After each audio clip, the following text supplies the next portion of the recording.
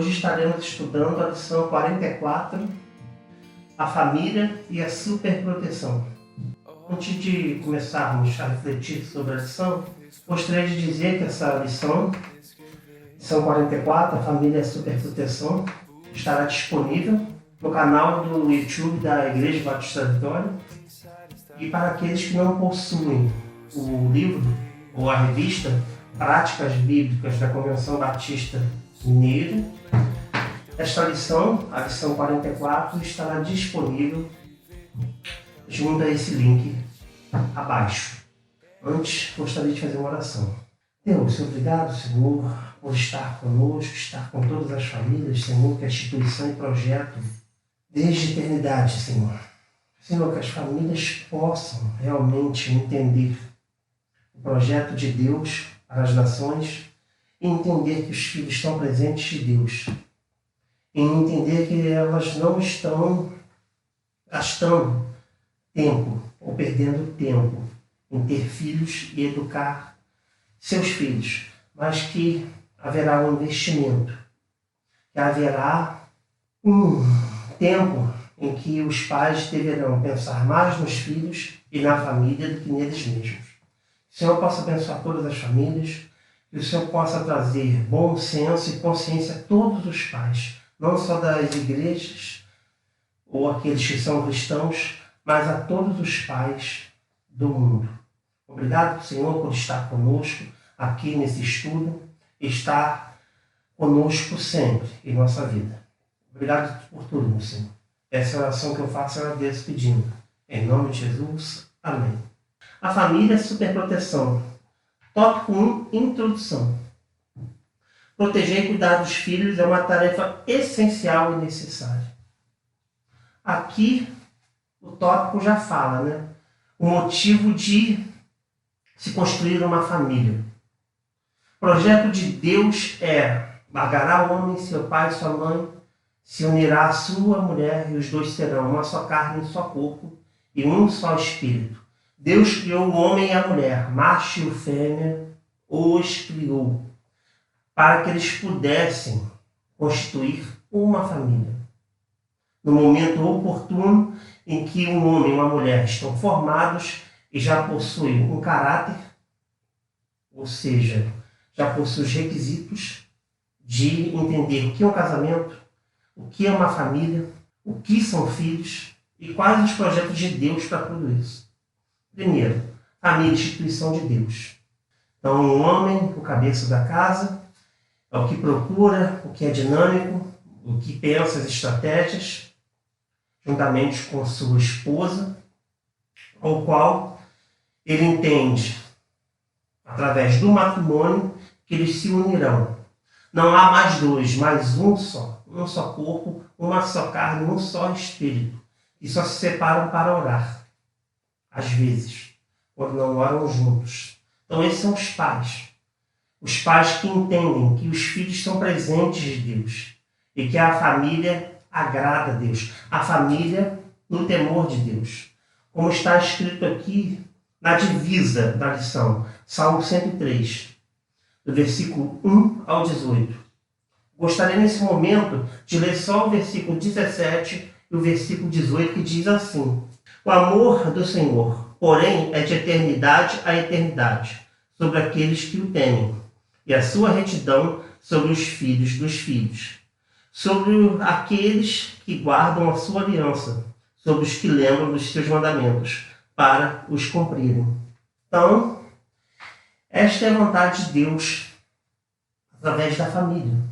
Fazer uma aliança com a família, assim como Deus se revelou a Moisés no Monte Sinai, com as tábuas da lei e com as leis por seguinte, as 613 leis. Ele ali expôs a sua vontade. Através de seu Filho Jesus Cristo, ele também expõe a sua vontade. Só que agora o homem não recebe mais as palavras de Deus numa montanha. Agora o próprio Deus desce do céu e nos diz qual é a sua vontade. Jesus Cristo, nosso Senhor e Salvador. E essa é a vontade de Deus. Que a família, os pais e os filhos temam a Ele, guardem a aliança, seus estatutos para o agradarem e assim serem abençoados. Ao contrário do que o mundo diz. O que o mundo diz? O mundo diz que não se preocupe com Deus. O importante é consumir. Então, se tem filhos como se tem carros, por uma vontade. Hoje as campanhas de publicidade têm muito explorado. Não só os carros, mas também as famílias. Assim como passa na televisão que um carro é vendido ou comprado através daquela campanha de publicidade, que é concedido ali, é vendido e é comprado um estilo de vida. Assim acontece também com crianças. As pessoas têm acompanhado a publicidade e pensam o quê? Pensam que eu cheguei numa certa idade da vida, onde eu fui criado pelos meus pais, acompanhado pelos melhores profissionais, seja fonoaudiólogo, dentista, médico, professores, creches, professores de língua, entre outras coisas, informática. E é uma pessoa preparada para prosperar, para consumir, sem qualquer consciência. E chega uma certa etapa da vida em que a pessoa está realizada, ou se sente realizada.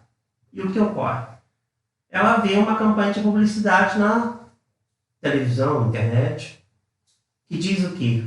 Parece aquela criança linda, rosadinha, ou trocando uma fraldinha, né, que ela parece sempre limpa, ou tomando um banho com aqueles shampoos maravilhosos, que nós quase que sentimos o cheiro pela televisão. E as pessoas têm vontade de ter filhos a partir daquele momento. Mas ter filhos como algo que se consome, né? E a pessoa não pensa, não entende, né? Que os filhos adoecem, que os filhos precisam dos pais até determinada fase da vida, até se tornarem independentes. Isto quer dizer o quê? Quer dizer que até os 4 anos de idade, os pais não terão um sono adequado. Que até os 11 anos de idade, 10 anos de idade, não terão uma casa apresentável, uma sala. Por quê? Porque haverá brinquedos espalhados. No cotidiano, onde as pessoas, os pais, têm que cuidar de uma carreira cada vez mais competitiva, né? Que muda, dinâmica. E participar da educação dos filhos. O que tem ocorrido? As pessoas têm terceirizado a educação. Entrega para babá. Babá não tem conteúdo, não entende a vontade dos pais, entrega a televisão. Ou ao conteúdo da internet. Aí vem a puberdade antes do tempo. E as pessoas não entendem por que a puberdade vem. Vem porque acessou o conteúdo inadequado. Não houve estratégia. E faltou o principal, amor. Então as pessoas, muitas vezes, aqueles que não temem a Deus, que não conhecem a vontade de Deus, não fazem uma aliança com Deus, não ensinam seus filhos a guardar os seus mandamentos, estão fadados a terem esses filhos, que fazem os pais chorar e que depois fazem mal para o mundo. Agora, mal para o mundo por quê? Porque os filhos não foram planejados, não vieram como presente de Deus, no temor de Deus, vieram como parte do consumo, como exibicionismo. Eu tenho filhos. Para quê? Para me exibir. Assim como eu tenho carros, né? Então, a maioria, né, a cultura hoje, né, as campanhas de publicidade exploram a família mediante isso. Então, essa é a introdução da lição, que é algo que é muito triste para nós. Segunda parte, que diz assim: pais são como treinadores. Os pais são os treinadores dos filhos. Esta pode ser uma boa analogia sobre o papel dos pais, técnicos de futebol. O técnico está o tempo todo dando orientações precisas e claras, elaborando estratégias de acordo com o perfil de cada jogador. Mas só o jogador é quem está autorizado a entrar em campo e fazer as jogadas de acordo com o que foi orientado. Os pais como treinadores aqui, né? Os pais que são conscientes. Diferente daqueles pais que possuem filho através de campanhas publicitárias por forma de consumo. São pais realmente, às vezes quando não tem tempo, quando o filho tem que estudar numa escola de tempo integral, em que passa o dia fora de casa, a maioria hoje, a realidade, os pais trabalham, né?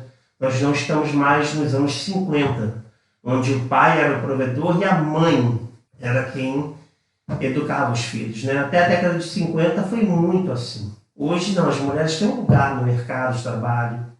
As mulheres hoje são instruídas, são tão cultas ou mais do que os homens. As estatísticas dizem que as mulheres estudam 25 a 30% a mais que os homens. Então, hoje é relativo uma mulher hoje contribuir mais financeiramente ou não para o seu lar. Em sua maioria, o filho vai ficar na creche de 8 às 18 horas, como os pais trabalham, de 8 às 18 horas. E o que ocorre? Ocorre que os pais são treinadores, os pais que se dedicam ao filho, estão antenados, que têm filhos. Primeiro, porque são tementes a Deus. Segundo, porque criarão filhos tementes a Deus. Criarão filhos para o mundo, mas através da ética de Deus e da vontade de Deus. Chegarão em casa como ferirão o dever, as tarefas de casa. Irão se interessar pelo dia de seu filho. Eles não terão o quê? Vergonha de interromper o quê? Ao contrário do que realmente nós vemos as campanhas de publicidade dizerem, né? O que as campanhas de publicidade dizem? Vamos vender mais um estilo de vida. Juventude. Então o pai e a mãe são eternos jovens, né? Então, ele quer ser jovem para sempre, ele quer ter um filho, mas não quer que o filho atrapalhe suas realizações. Até porque ele não quer reclamar depois, quando o filho for viver a vida, que ele viveu a vida para os filhos, né? Então, na contramão da vontade de Deus, existem esses pais, e infelizmente são a maioria. Ao contrário disso, os pais são treinadores, tementes a Deus, que querem que seus filhos sejam tementes a Deus. Eles não estão criando aqui filhos para o futuro, para serem só bem-sucedidos e terem um alto poder de aquisição e consumo. Consumo desenfreado. Tudo é consumo, que eu não quero mais, eu descarto. Não. Ele vai criar um filho que tem inteligência emocional, que tem uma educação formal e intelectual para o desenvolvimento crítico. Nós já vimos em lições anteriores a diferença entre Caim e Abel. Os dois vieram prestar culto a Deus, mas somente Caim foi prestar um culto racional e espiritual. Caim não, ele ofereceu qualquer coisa. Ele não estava interessado no relacionamento com Deus. Ele estava interessado com o quê? Somente com a sua profissão. Então ele dedicava o resto de seu tempo para Deus e acabou. Só que ao contrário disso, o que ocorre? Ocorre que os pais são técnicos. Eles se preocupam em criar filhos que primeiramente são tementes a Deus, que adoram a Deus, que são preparados para o mundo, sim, onde terão uma carreira, onde serão competitivos. Então eles não criam um filho para o futuro, querendo que o filho cresça com uma superpotência para disputar as melhores vagas. Não, ele aproveita cada etapa da vida. Se ele tem que aproveitar dos 0 aos 4 anos, ainda que o filho vá para uma creche, quando chegar em casa, o filho terá a preferência dos pais, o tempo. Ainda que os pais estejam cansados. Então ele aproveitou de 0 a 4 anos. Aproveitou de 5 até a pré-adolescência, né? Aos 12 anos. Então ele acompanha cada etapa da vida. Então ele sabe quais são os acertos do filho, quais são os erros do filho, como está sendo moldado o caráter dos filhos. Então é desta forma que os pais que são treinadores, que realmente montam estratégias, que ensinam seus filhos a adorar a Deus, a ter uma carreira, a serem equilibrados, a serem educados, ensinam eles a pensar, a entender da melhor forma possível como funciona esse mundo decaído e mau. Esses são os pais que são treinadores. Segundo tópico, pais que são superprotetores. Na contramão do que nós vimos até agora, de pais que são tementes a Deus, pais que educam seus filhos para entenderem como o mundo funciona, mas que são educados para adorar a Deus, para viver para Deus, para se doar pelos outros realmente, para servir a Deus e ao próximo, para ser realmente um verdadeiro cristão. Na contramão disso, nós temos pais superprotetores. Esses pais superprotetores estão procurando o quê? É o que eu falei aqui do estilo de vida da juventude. Ele quer aproveitar o resto da juventude dele. A juventude ainda não acabou para ele, né? Para os pais que são conscientes, que é o próximo passo, pais segundo o exemplo de Deus, eles entendem que a maturidade é necessária. Que um filho necessita de orientação até certa idade, até estar preparado para entender o mundo e interagir com o mundo sozinho. Lógico, a partir de certa idade, 10, 12 anos, a criança ou pré-adolescente já tem uma independência, onde ele vai ter que tomar decisões sozinhos. Agora, os pais são superprotetores. São pais que não podem deixar o filho se frustrar. É um pai que não esquenta como está o desempenho escolar, intelectual, como o filho entende o mundo. São pais que simplesmente, eu tenho esse filho aqui, mas esse filho não pode atrapalhar a minha vida. Eu quero viver a minha vida. E tenho este filho aqui, do qual eu não posso ser totalmente negligente. Então é um filho que, como eu não tenho tempo, ou se eu tiver tempo, eu não vou dedicar o tempo necessário para a formação do caráter, do emocional, do psicológico, o que eu vou fazer? Eu vou mimar ele, não vou permitir que ele tenha frustrações, que ele saiba ganhar, que ele saiba perder. São pais que estão aprontando para colher o quê? Filhos casados que dependem de pais para pagar suas contas. Filhos que possuem filhos, onde os avós cuidam dos filhos. Por quê? Porque não criou os filhos para serem independentes, para interagir com o mundo, para se frustrar, para ter uma ideia, ter um valor de quanto custam as coisas. É o filho que dorme a hora que quer. Então não há rédea, não há disciplina, não há limite. E onde não há regras, isto é o problema. Você corre o risco de criar uma pessoa extremamente dependente, né? Muitos psicólogos dizem que quando uma criança de 6 a 10 anos que é super protegida, que é mimada demais, o que ocorre? Quando elas vão expressar seus desenhos, elas não têm noção da sua individualidade. Ela entende que ela é a extensão da mãe e do pai. É uma pessoa que não tem uma socialização. Agora, não tem socialização por quê? Porque não teve limite, não foi preparado para viver o mundo, entender o mundo. É uma pessoa que nunca entendeu quem é Deus. É uma família que não soube passar valores, cultura. E aí ocorre o quê? Ocorre duas coisas. Ou a pessoa fica travada e frustrada, querendo sempre atenção, de forma demasiada, numa dependência emocional, psicológica, assim, absurda. Ou é uma pessoa que vai se sentir deslocada com a família, né? É quando você vê muitos jovens, né, com piercings, com muitos brincos. O que aquilo significa? Ele quer achar uma tribo para ele. Ele quer achar uma galera que o aceite. E os pais acham normal. Não entende o mal que foi feito na superproteção lá atrás. Lá no começo da criação dos filhos. Não entendem que eles deveriam passar dificuldades. Não permitiu que houvesse frustrações, perdas. Nos acampamentos da nossa igreja, uma coisa que eu reparava muito entre crianças, filhos de crentes de nossa igreja e filhos de não crentes. Quando nós íamos jogar algum tipo de jogo, participar de algum tipo de gincana, havia pais que pediam para que nós deixássemos o seu filho ganhar, porque ele não podia perder. Ele não sabe o que é perder. Ele não sabe passar por frustrações. Como essa criança, esse adolescente e depois esse adulto vai conviver com o mundo, onde as pessoas não toleram erro, onde as pessoas não toleram o fracasso? É uma pessoa que não aprendeu a se comprometer com nada. Aí você vê, ainda mais nesse tempo de pandemia, onde as aulas estão online, muitos não estão estudando, e dependendo do colégio que você estiver, a criança vai ser realmente jogada para frente, para a série depois, posterior. Mas e aí? E o conteúdo? Como essa criança, depois esse adolescente, esse adulto, vai enxergar o mundo, vai lidar com as dificuldades da vida? Este é que é o problema da superproteção. as causas e consequências que trazem para o futuro.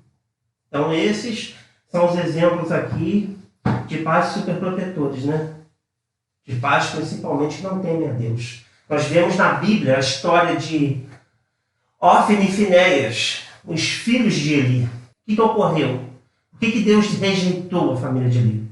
Porque Eli, ele deu mais valor aos seus filhos, ele amou mais a seus filhos do que a Deus.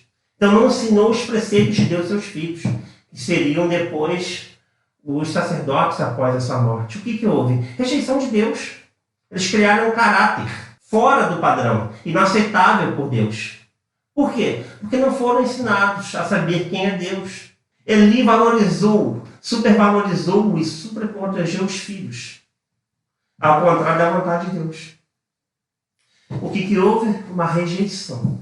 As pessoas querem as bênçãos de Deus, mas não querem compromisso. E um filho superprotegido ele não vai ter compromisso com nada.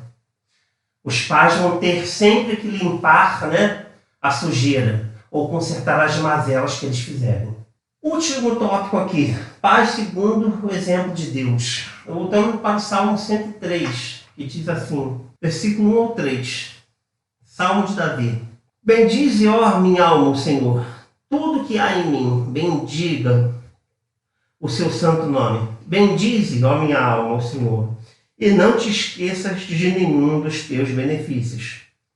É Ele quem perdoa todas as tuas iniquidades e sara todas as tuas enfermidades.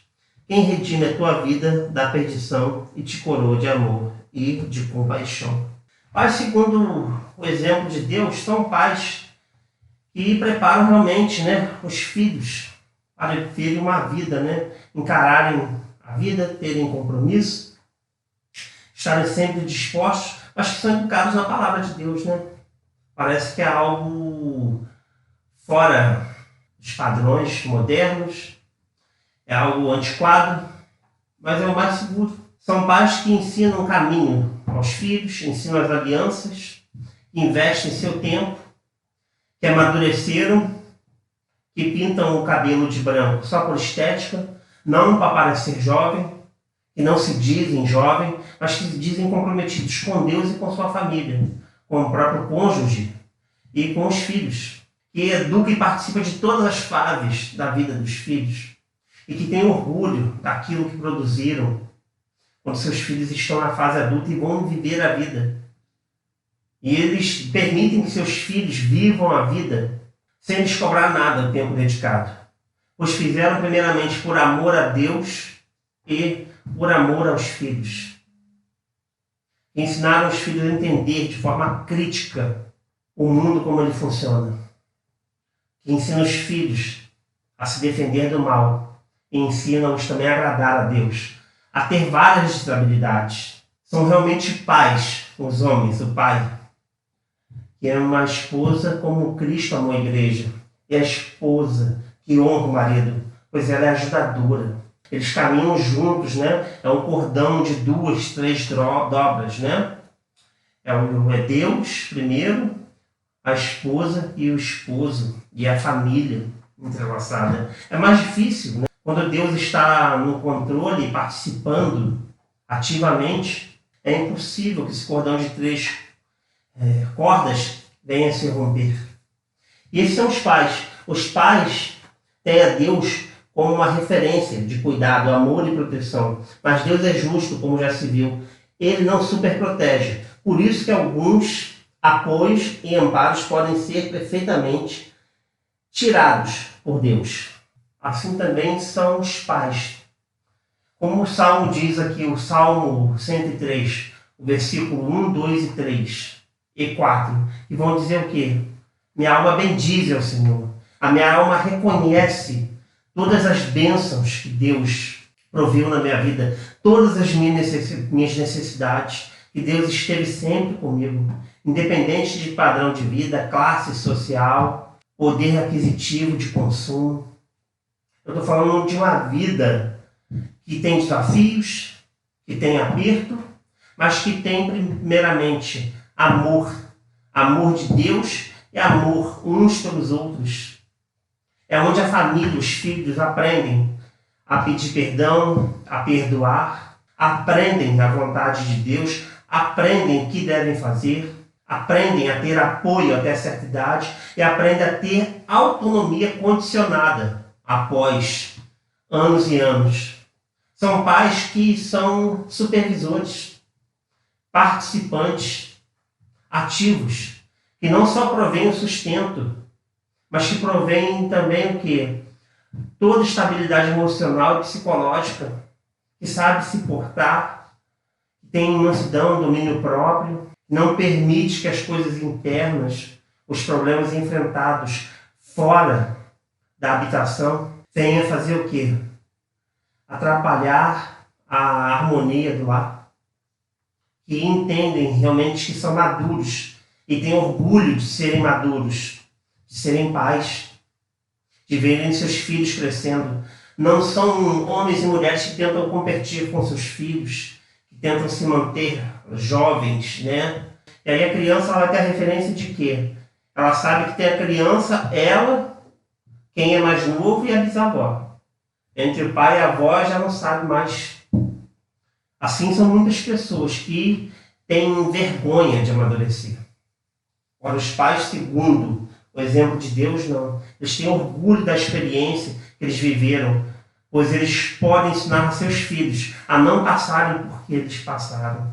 Não ensinando atalhos, mas ensinando o valor de cada experiência.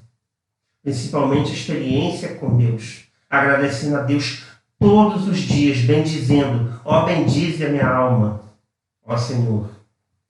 Bendize por quê? Porque eu agradeço a Deus. Quando eu estou falando com Deus, orando a Deus, ou estou falando comigo mesmo, eu posso ver ano após ano todos os livramentos, ou como Deus supriu todas as minhas necessidades. Como o Senhor Jesus diz, né? As aves do céu, elas não trabalham, nem os lírios do campo, e não são vocês mais importantes do que elas? Então estes são os pais bem-aventurados, aqueles que têm orgulho da criação e do tempo, da experiência que tiveram com seus filhos, né? Para quando, e preparando-os para quando eles tiverem a sua própria família. Considerações finais. A superproteção ultrapassa a fronteira de cuidar e tomar decisões pelo outro. É resolver os problemas pelo outro e não dar a chance do indivíduo pensar e julgar por si mesmo. Então, foi por isso que eu meditei sobre toda a lição que diz, né? Os pais que não são superprotetores, são segundo o coração de Deus, são pais que realmente plantaram, não para essa vida, mas para a eternidade, que fizeram um belo trabalho, se orgulham não só em si, mas em Deus.